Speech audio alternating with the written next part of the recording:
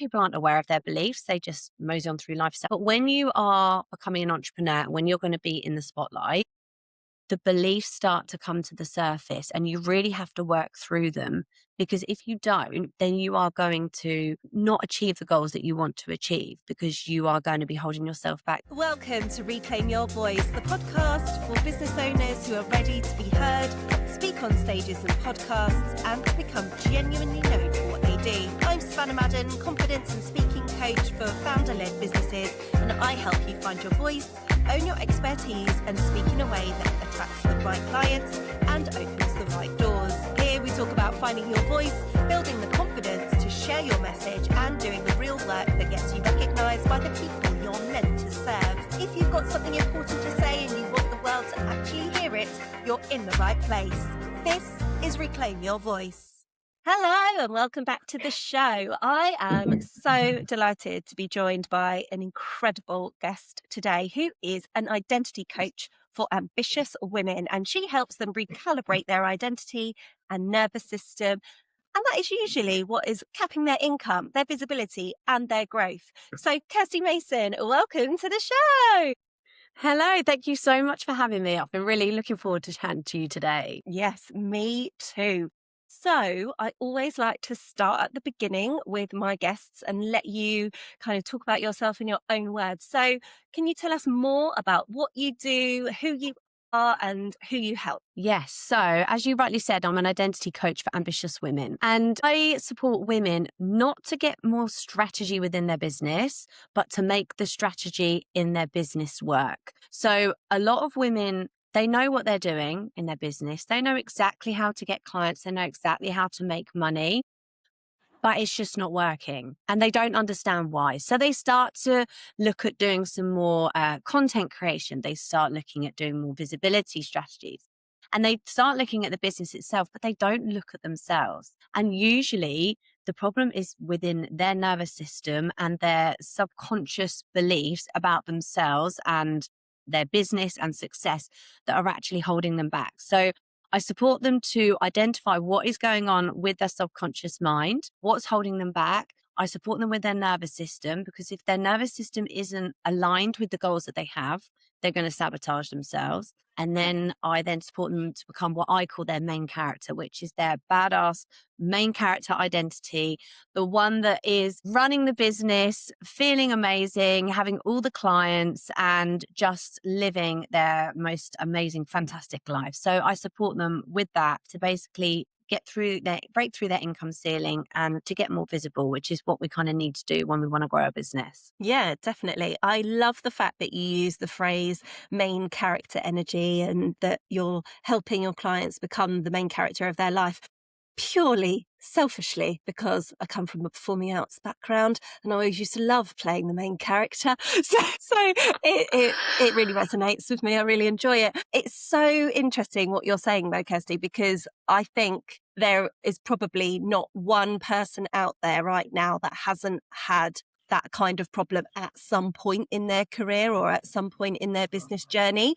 And they may be going through it now. So listening to this will be perfect timing for them. But before we move forward, I really want to ask you about roles that you have had leading up to starting your own business. And one of those roles I believe you still do carry out at the moment, but obviously you can tell me more, and that is that you are an interpreter for deaf people. And I find this utterly fascinating because both my grandparents were deaf and I grew up lip reading and living with my grandmother who did only lip read. So she didn't actually sign, but a lot of her friends did. And I grew up for the first 10 years of my life quite closely aligned with the deaf community. So how has that experience impacted your business journey so far, working with the deaf community? It's had a huge impact, actually. So I started kind of going back when I was 16, went into the pub with some friends and I saw some deaf people signing. And I was just fascinated that you can communicate with your hands and your face. So as I was doing my A levels, I went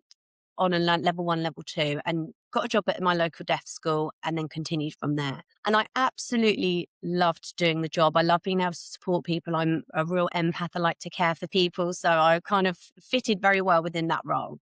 But about 4.5 years ago, I discovered self-development. And as I went through this journey of, sort of learning about myself and my past history, you look at your behaviors and your thoughts and your feelings and why was I doing this and why did I think like that? And I realized that one of my biggest limiting beliefs was I wasn't important enough to be heard. And when I reflected on my past, I realized that I'd actually taken on a role where I was putting myself in the shadows again, because an interpreter is not allowed to give any opinions. They're not allowed to input anything within the conversation. You're just there to facilitate between deaf and hearing people. And once I realized that, I was like, okay, I feel like my voice is important enough to be heard now. So that from that awareness is when I went on to become an identity coach, because I also want women to feel comfortable being visible themselves. I want them to be able to use their voice and not hide away in the shadows. And I've loved being the voice for other people, for deaf people, because, it's a lovely thing to do, because a lot of deaf people, they're not heard.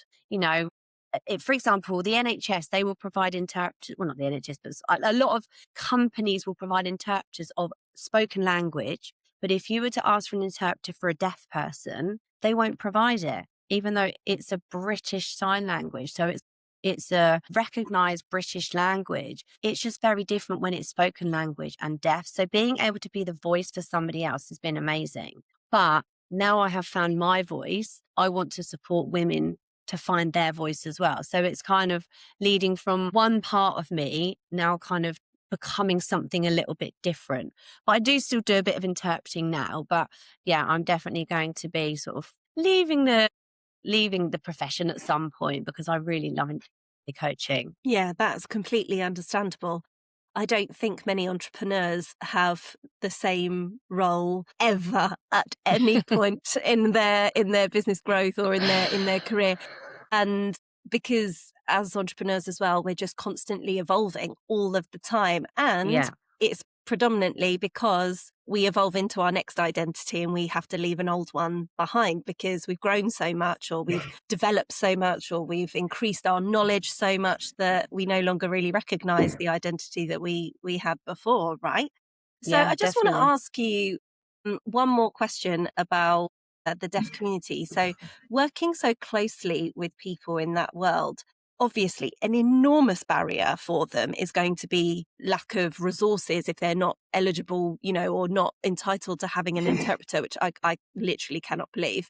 But what other barriers do they face every day that hearing people might not even be aware of? I mean, there's constant barriers. For example, on the train, if the train stops halfway between the stations and the conductor comes on and says, we've had an issue, they don't have a sign coming up and explaining that.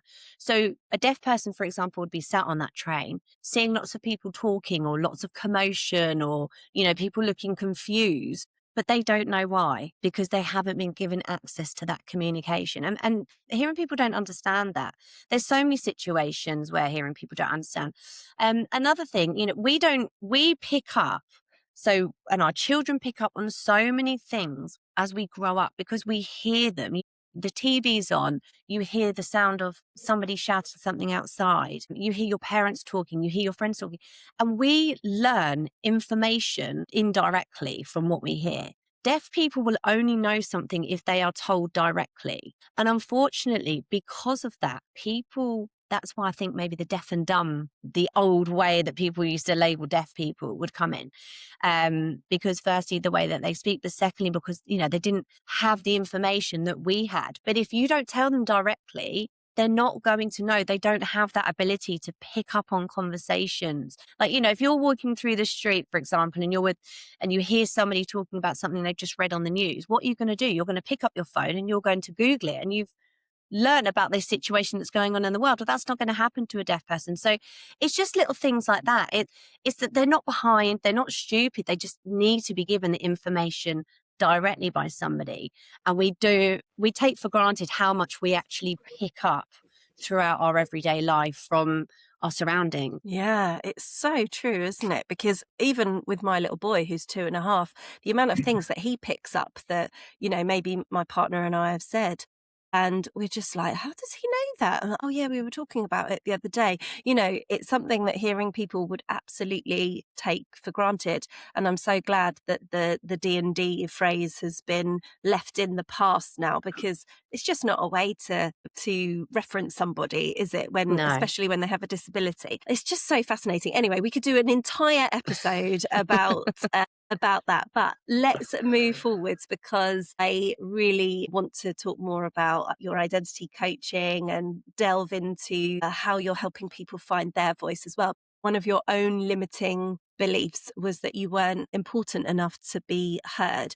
Did that stem from your work as an interpreter, or do you feel like it kind of ruminated from anywhere else? And did it have an impact on you prior to the moment that you realised? Yes, so it actually came from, I think, my parents divorcing when I was 8. So there was lots of it.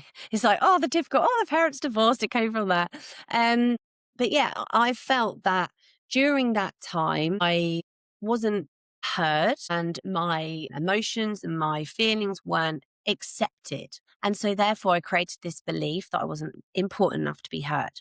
And then I took on a job where I was in the shadows. It's like, well, no one is going to listen to me anyway. So actually, let me take on a job where I don't have the ability to even try and use my voice. But obviously, I was in that job for 24 years. So to then try and come out into the world of coaching and use my voice has been a real challenge. It's been a real journey. It's very interesting because it's like I have a bit of a split personality. So in my personal life, I am very outgoing. You can't hold me back.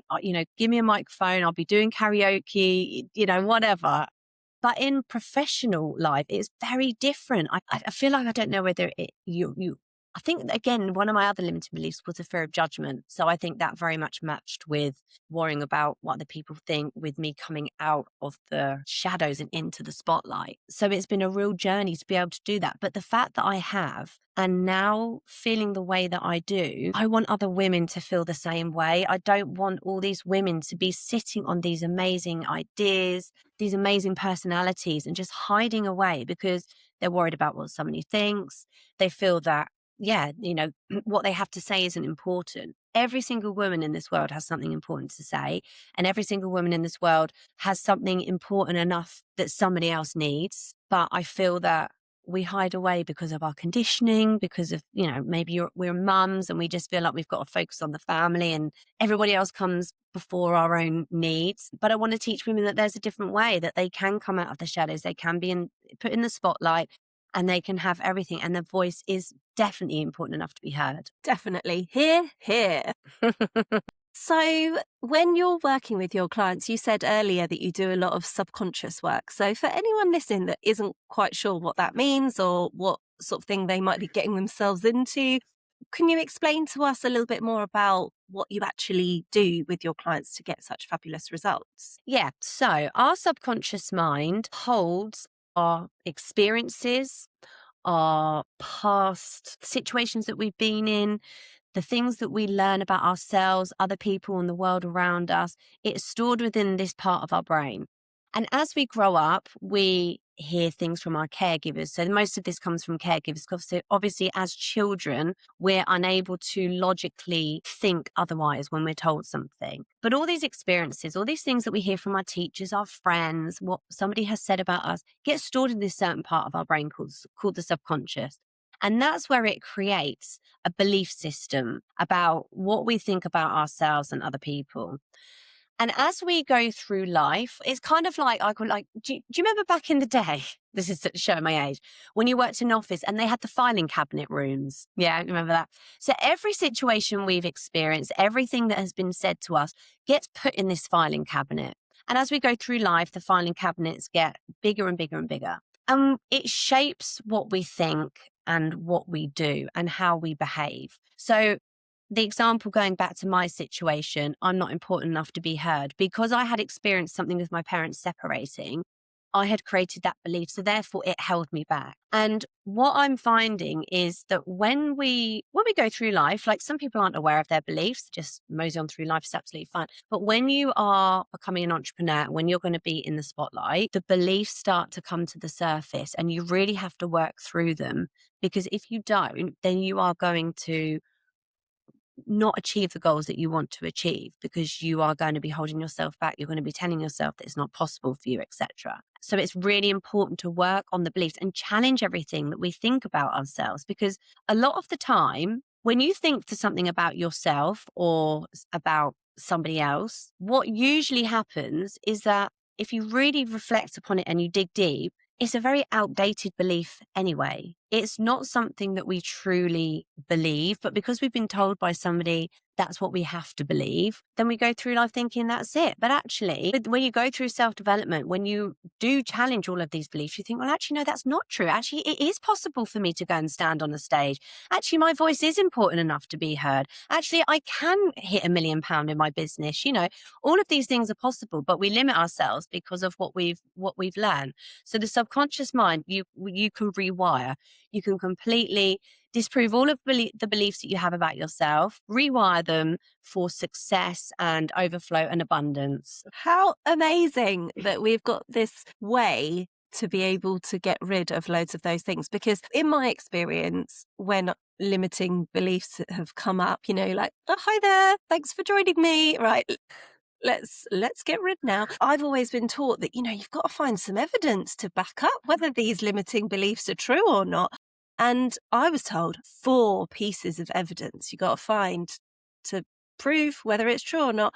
And guess what? Usually there are not 4 pieces of evidence to back No, up said no. limiting belief, because as you say, it's usually other people's opinions or other people have put those labels upon us.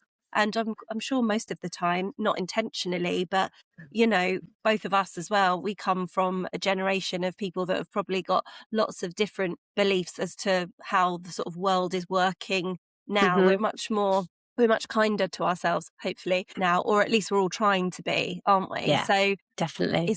it's brilliant that we can go to that deeper level to help with rewiring what we've already been thinking about ourselves. And for you as well, Kirsty, when you decided to move into coaching, what was it was there like a really big moment? Was it quite a slow transition, a pivotal sort of time where you decided, enough's enough, I've changed my mind, my voice matters? Was there like a moment? I'd say there was a particular moment. There was actually, saying that, go back, retract what I said. I was putting my daughter's washing away in her bedroom and I was listening to a podcast. And I think it was at that point where I was like, you know what, actually, I can change. But it wasn't an overnight thing. Like when you have been telling yourself something about, who you are for nearly 40 years, you can't just overnight just change who you are. It's Yeah.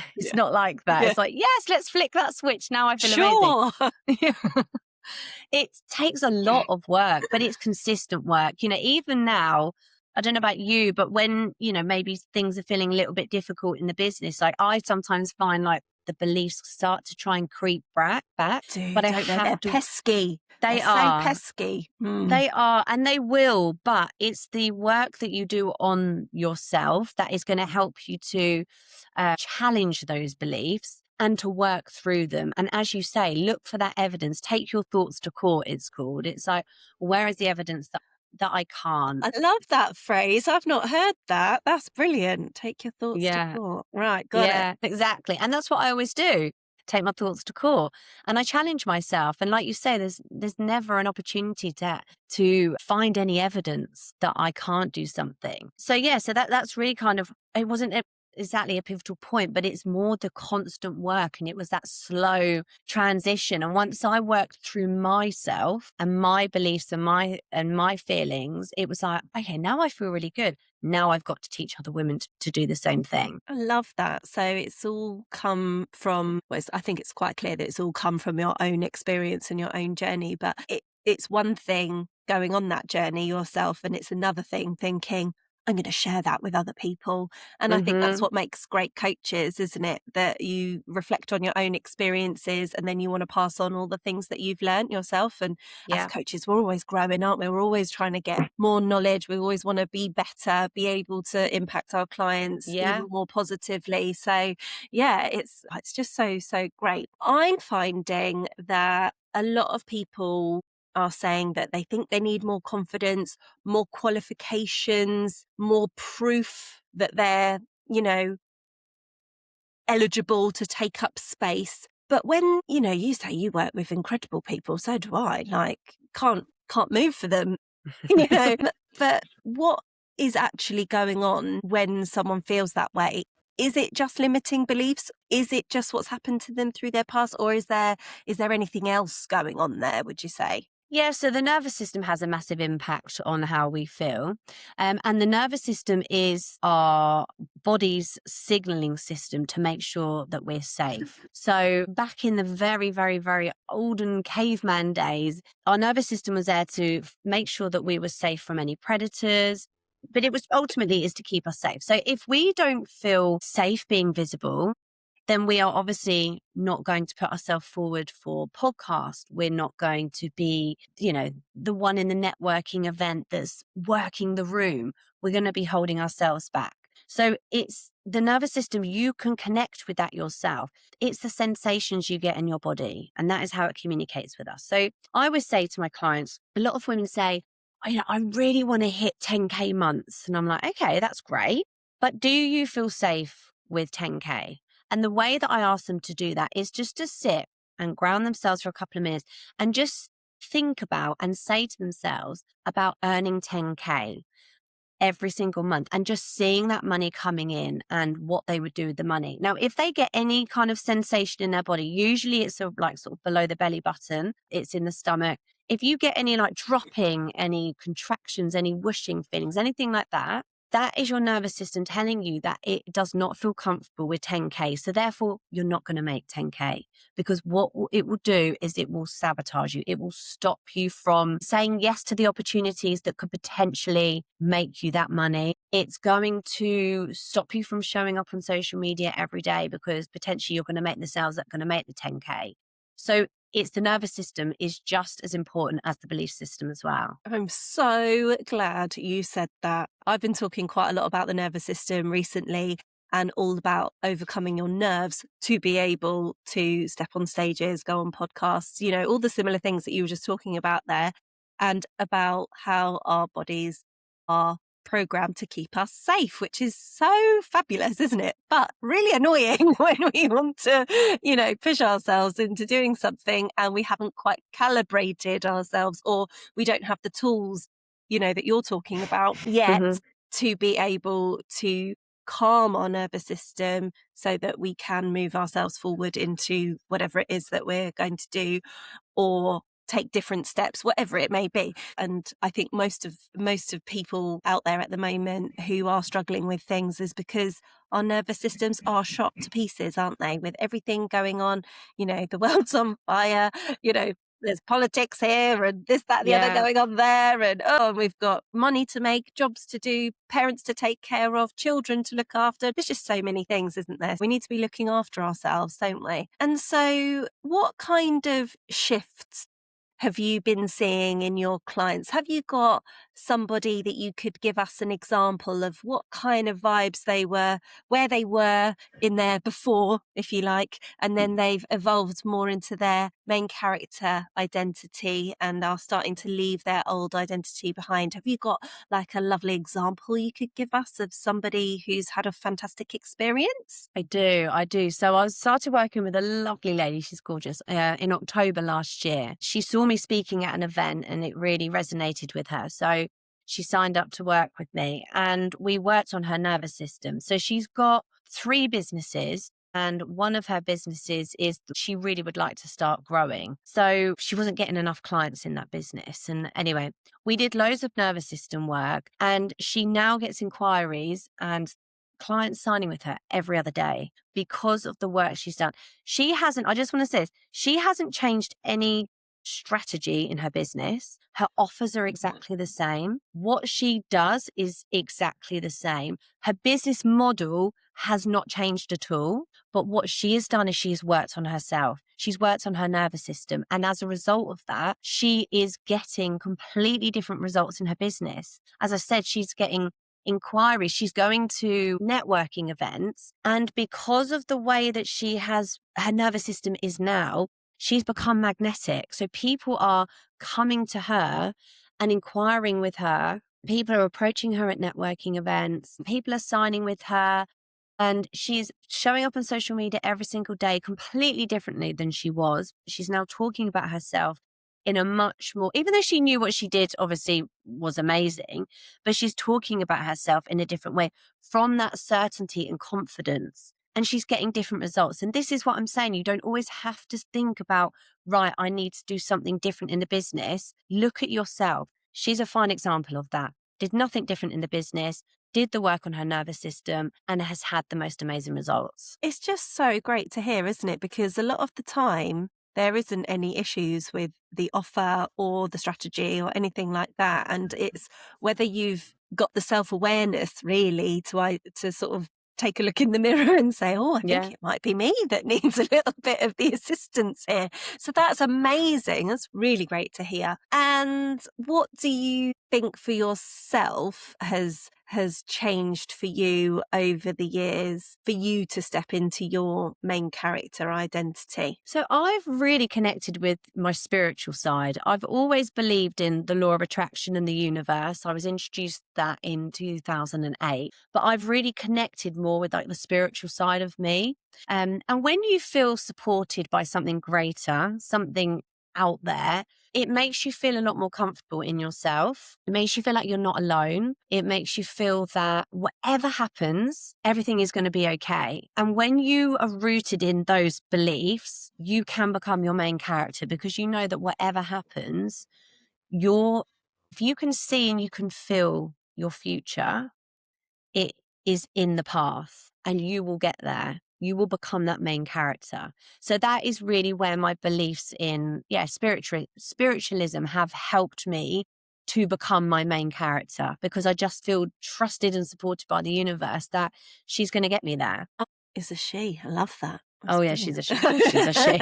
Of course she's a she. Come on.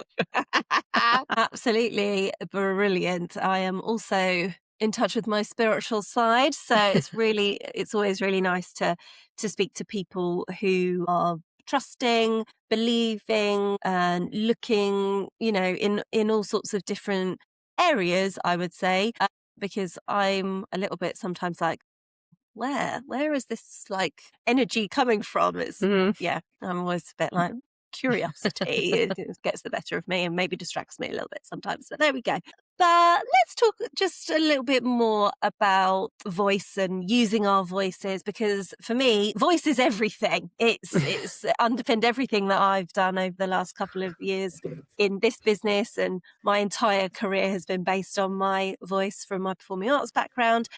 But of course, using your voice, it's not just about what you say, it's how you say it, it's how you carry yourself when you say it, and it's also like the impact that it has on other people. But what would you say using your voice actually means to you? To me, using my voice means just being able to express myself fully. It means using my voice to express how I feel, for other people to then feel validated. I think a lot of people, they like to put this facade on that everything is okay and like, everything is great and the world is amazing and I'm amazing. But I'm one of these women at the school gate talking to the school mums going, oh, my child was a little SHIT yesterday. I'm very open like that because I like women to feel that they're not alone. So I like to use my voice to be very candid, very open, so other women can actually say, I'm not alone. It's not just me feeling that my kid is being like this at the moment. It's not just me feeling like life is difficult. Thank you for speaking out because I feel like I'm the only one at the moment. So that's, to me, what I like to use my voice for, is to show women that they're not on their own, because a lot of women don't want to talk about how they're truly feeling, because the Instagram the way that everything is on Instagram, people like it to be perfect and they don't want to talk about actually what's going on behind closed doors when they're crying their eyes out at 3 a.m. because the business isn't where they want to be, or, their relationships aren't great.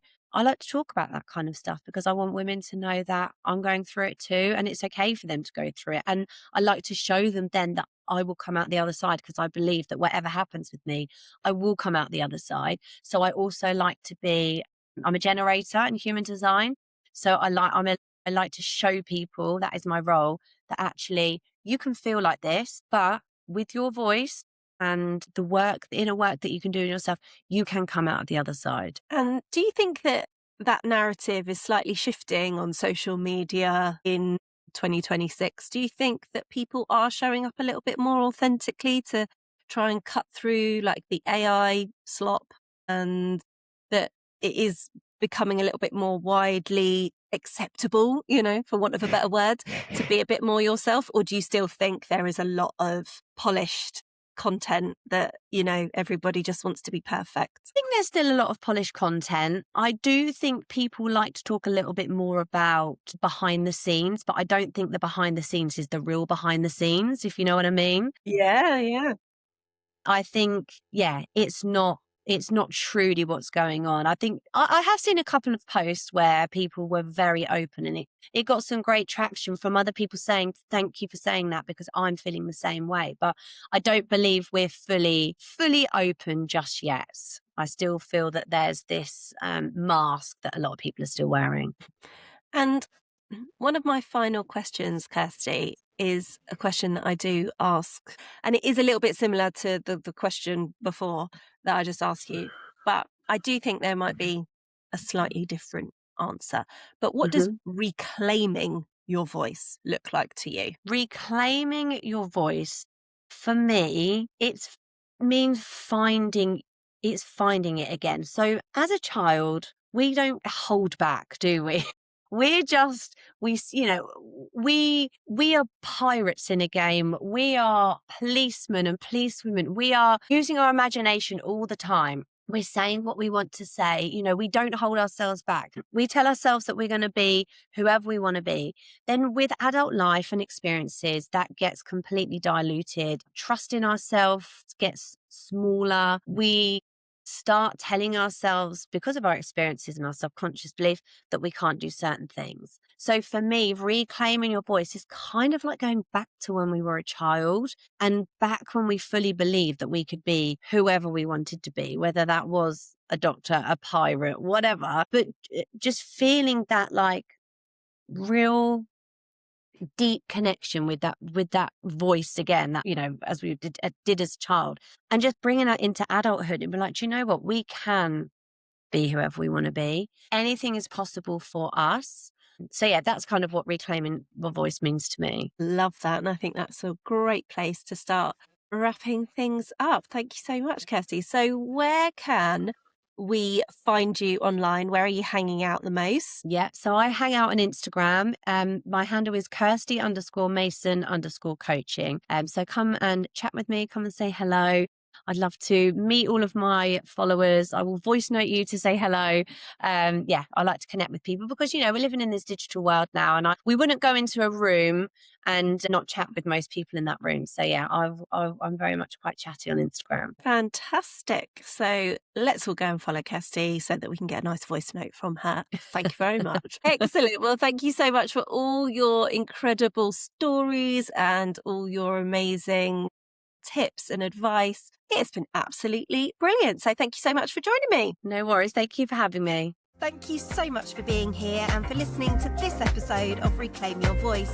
If today's conversation resonated, head to the show notes where you'll find my free audio gift. And if this episode helped you in any way, it would mean so much if you shared it, rated or reviewed the show. That support helps these conversations reach the people who really need them. You can also watch the full episode over on our YouTube channel, and we'll see you in the next one.